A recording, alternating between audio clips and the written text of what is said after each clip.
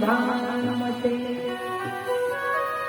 व्यास जी लिखते हैं श्री सुखदेव जी महाराज कहते हैं परीक्षित, वह हिरण का बच्चा इतना सुंदर कि जैसे ही भरत जी की नजर पड़ी उस हिरण के बच्चे पर भरत जी महाराज एक तक उसे देखते ही रहे। क्यों? क्योंकि भगवान ने शरीर बनाया ना, बड़ा अनमोल है ये शरीर, लेकिन भगवान ने इस शरीर बनाया और इस शरीर में हर अंग 2 अक्षर था। कान, नाक, पेट, पीठ, हाथ, पैर, नाक, सब 2 अक्षर था। लेकिन इस शरीर में सबसे ज्यादा खतरनाक क्या है?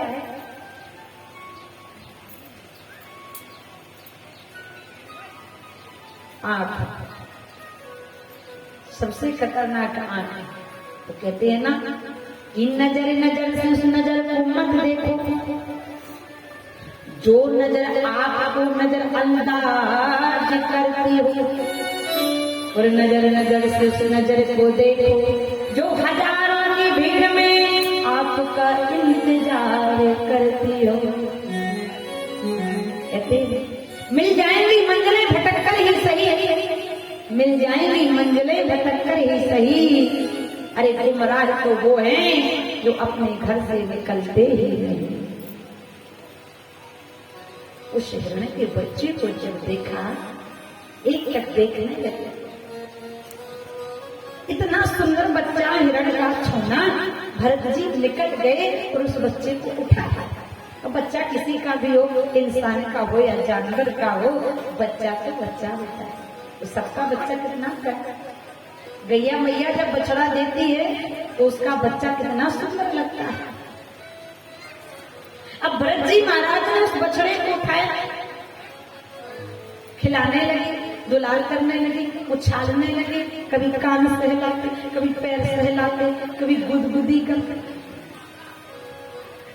बहुत दिन बीत गए। अब जो 24 घंटे भजन करते थे भरत जी भगवान का, अब वह 12 घंटे करने लगे और 12 घंटे प्रेम करने लगे उस हिरण के बच्चे। धीरे धीरे निर्लेप महात्मा भरत उस हिरण के बच्चे में लिप्त होते गए। अब भगवान का भजन 12 घंटे से 1 घंटा करने लगे। अब पूरा समय किसको? हिरण के बच्चे को देंगे। कुछ दिन का समय व्यतीत हुआ, अब पूरा का पूरा समय हिरण के बच्चे को देने लगे महाराज। दिन रात हिरण के बच्चे को खिलाते, दुलार करते। अब भजन भगवान का बंद। हमारा भी वही हाल चल रहा है। हमारा जन्म इसलिए हुआ अच्छा 56 प्रकार का भोजन करके सोने के लिए। जीवन हम सोने में ही गवा देते थे। कि गर्भ में पौड़े वही पुनि पौड़े, जननी संग पौड़ के बाल कहायो। ज्ञान भाई तिरिया संग पौड़ के सारा जीवन सोए गवायो। क्षीर समुद्र के पौड़ निहारे, तिनहु न सपने ध्यान लगायो। और पौढ़त पौढ़ गयो, जब चिताप पौढ़न के दिन आयो। जीवन निकल गया तो जीने का ढंग आया। हमारा भी यही हाल है। बोले जैसे 24 घंटे महात्मा भर भजन करते थे, लेकिन अब हिरण के बच्चे को इतना प्रेम किया कि भूल गए इसलिए आए थे, किस काम से आए थे। हम भी भूले। हमारा जन्म इसलिए हुआ खाने और सोने के लिए, किसी की निंदा चुगली बुराई करने के लिए नहीं, लेकिन कर वही रहे। जन्म किस लिए हुआ? कि आए थे हरि भजन को, ओटन लगी कपास।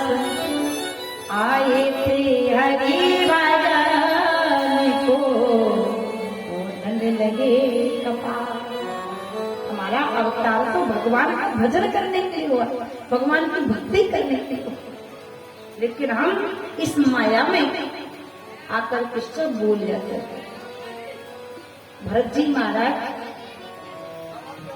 इतना प्रेम हिरण के बच्चे से किया, ना भोजन करने का समय, ना भजन करने का समय, ना उठने का समय, ना जागने का समय, जितना समय है तो सब बच्चे के, हिरण के बच्चे के लिए।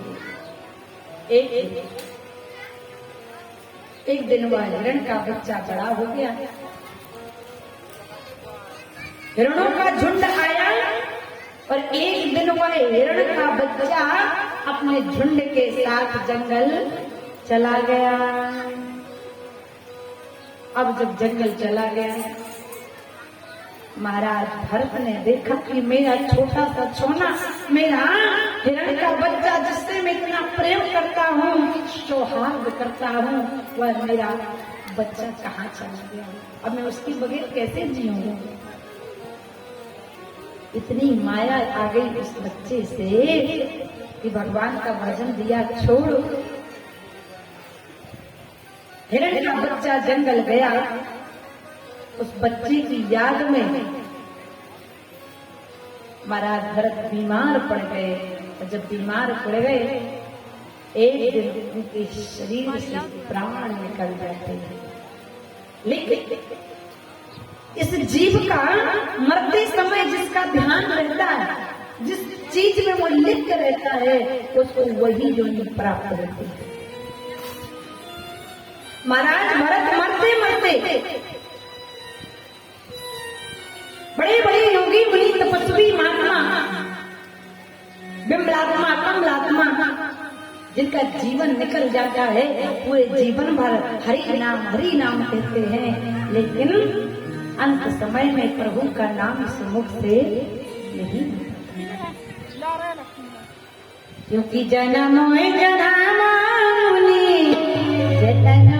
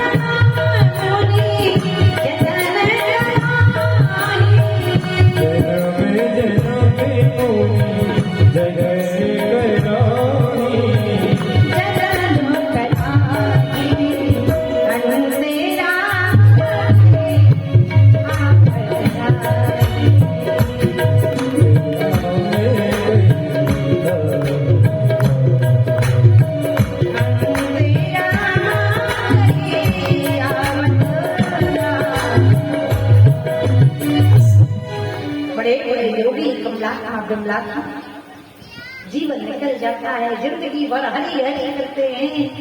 अंत समय ऐसा आए कि प्राण तन से निकल जाए, भगवान का नाम आता है। भरत जी महाराज